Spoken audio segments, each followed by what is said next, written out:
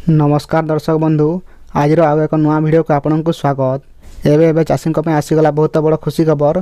PM किसान योजनार 22तम किस्ती खूब शीघ्र चाषी खातार जमा होगा जाऊँगी। एथपाई केंद्र सरकार फाइनाल तारीख घोषणा करिसेंती। पूर्व किस्ती अपेक्षा एथर किसी नियम परिवर्तन सरकार, जहाँकि वीडियो माध्यम जानिबा। तासह 22तम किस्ती केबे आसीबो एवं केउ माननकु मिलिबा एवं केउ माननकु मिलिबो नाही ताहा मध्य जानिबा। से वीडियो को शेष पर्यंत देखंतु। ता सहित आम चैनल को मध्य सब्सक्राइब करंतु। प्रधानमंत्री किसान योजना अधीन रे चाषी माननकु वार्षिक सहायता मिली थाए। एही योजना अधीन रे चाषी माने वार्षिक 6000 टंका पाई थांती।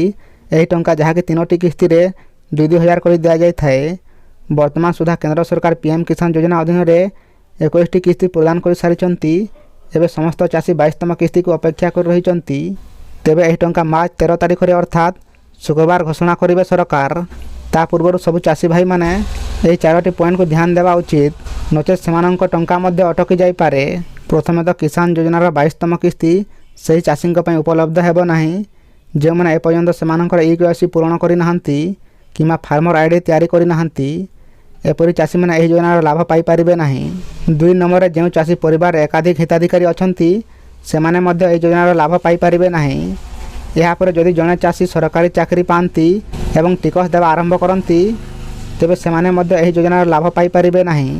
4 नंबर जदि जड़े चाषी अन्य एक सरकारी योजना अधीन रे 10,000 टंका पेंशन पाइबा आरंभ करती तेबे सही चाषी माननकु मध्य पीएम किसान योजनार लाभ मिलिबो नाही। एक कथा आपण माने जानि रखंतु। जदि आपणकर एही सब ठीक अछि ताहले आपण मध्य 13 तारिख रे 22तम किस्तीर लाभ पाई पारिबे।